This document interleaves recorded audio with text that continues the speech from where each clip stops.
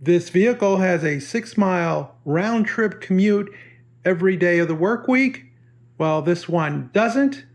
This could lead to issues with the 12-volt internal battery. Fortunately for this vehicle, it goes on an occasional long-distance trip every other week. This one doesn't. If only there was a product that could help us deal with that. Well, thanks to the Home Depot Seeds program, we're looking at the CAT 10 amp, 6 volt, 12 volt battery charger. Inside the box, you get a multi-language manual.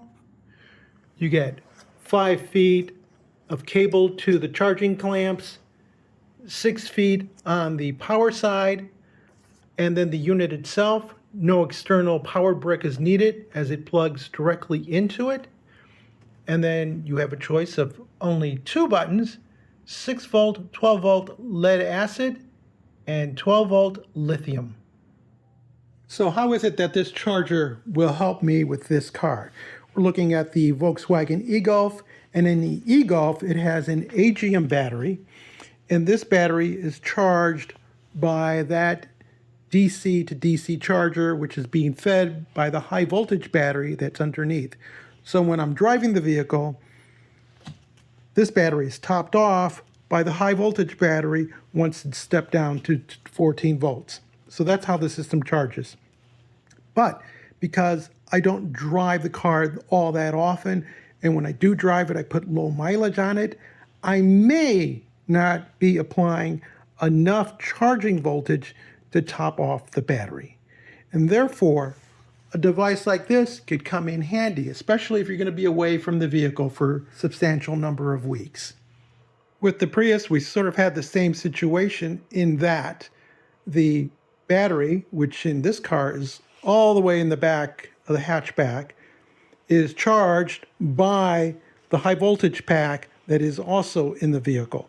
So there is no alternator, but as long as the engine's running, the high voltage is being converted to charge the onboard 12-volt battery. Thus, driving the vehicle infrequently or at very low mileages, there is a chance that the onboard battery may not be sufficiently charged, and therefore you may not have enough voltage in the battery to start the electronics that start the vehicle. So now we're going to show you how to hook up the CAT charger to this system. First thing you have to do is determine the type of battery you have. This is not a lithium battery, so that eliminates that possibility. It is a lead acid battery, but it is an AGM, and this is a 12 volt, not a 6 volt battery. So with that information, we know how to set up the charger. Making sure our positive and negative clamps are not touching each other, we plug in the charger. The unit will come on, and at this point it's showing that it's set to 12 volts. I'm actually going to press the lead acid V12, not the lithium. And now I can choose between 6 volt and 12 volt. So we'll leave it at 12 volt. Now here in the States, most of our vehicles are negative ground. So what I'm going to do is attach the positive red cable to this post here. And then I will attach the ground to this post here, which is part of the chassis, not directly to the battery.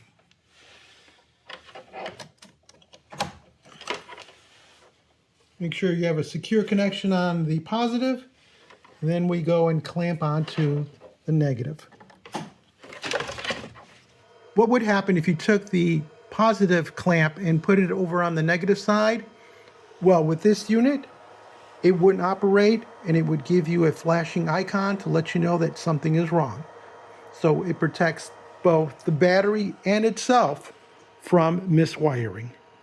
At this point, the unit will automatically turn on, and it will read the output voltage. So it's outputting 14 volts, and the amperage that it's feeding the battery, which is 8.7. And once the electronics detect that the battery is fully charged, it'll go into a float mode, which is FLO on the display. So basically now you just walk away. During this process, make sure not to turn on the ignition, as damage to the electronics of your vehicle or the charger may occur. As the unit operates, you may notice the cooling fan coming on, and that's normal. With gasoline-only powered cars, the two concerns are voltage and cranking power to start the vehicle, whereas with hybrids and all-electric vehicle, it's mostly the voltage that we're concerned about, as there is really no cranking to be done by the 12-volt battery. We've been charging for a while, and if we come over to the status, we see we're at 14.4 volts, 1.4 amps.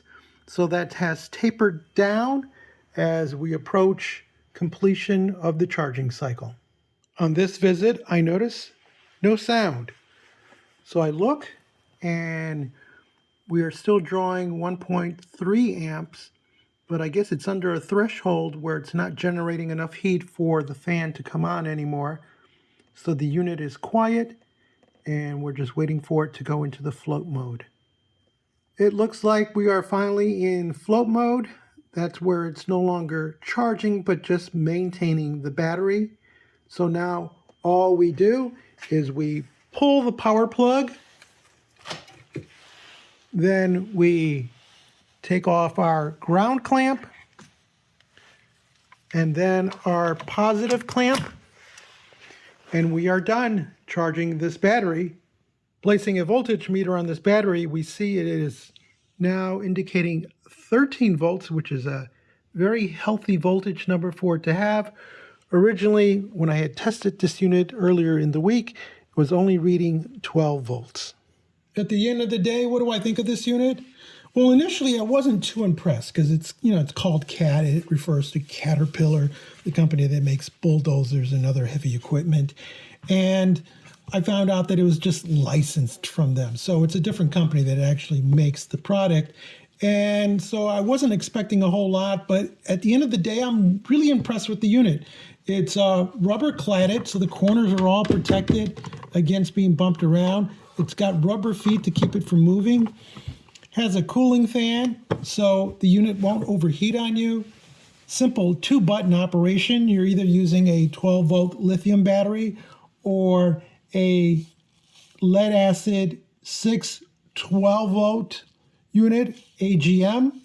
So you just pick one and it's ready to go. It has auto on, it has auto off. It'll taper off from fully charging the battery down to a float that maintains it without any operator intervention. I also like the fact that they give you decent cable lengths for the clamps and for power. You get 5 and 6 on that. There's no external power cube to have to deal with. This is just wired right into the unit. And finally, even if you manage to miswire your battery, the unit won't operate. The only con that I can come up for this unit is the fact that I wish the display was just a little bit bigger. But that's me being nitpicky. Overall, it's a great unit, and if you need something to charge your batteries, put them on a float, this is a great device. It can also be used on any 6 or 12 volt battery, whether it's automobile, marine, or aircraft. If you found this video interesting or useful, give us a thumbs up, leave us a comment, join the subscription team, and as always, thank you ever so much for watching.